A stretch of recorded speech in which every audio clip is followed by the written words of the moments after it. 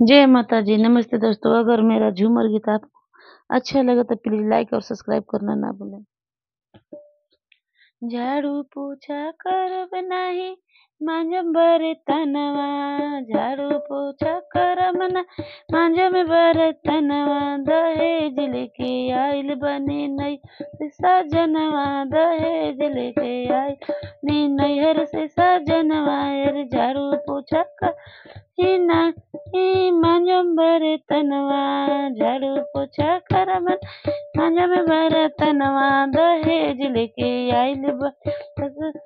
बनवा, दहेज लेके आइल बनी नैहर से सजना,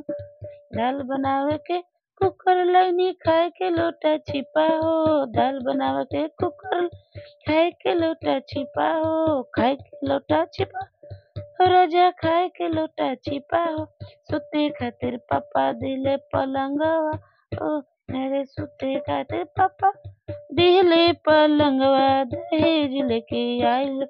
ससुर हे मनवा, दहेज लेके आइल बनी नैहर से सजना, दहेज लेके आइल नैहर से सजनवा, झाड़ू पोछा करब नाही नाही मांजब बर्तनवा, झाड़ू पोछा करब नाही नाही मांजब बर्तनवा, दहेज लेके आइल नैहर से सजनवा, दहेज लेके आइल नैहर से सजनवा, गर्मी खातिर एसी मिलल,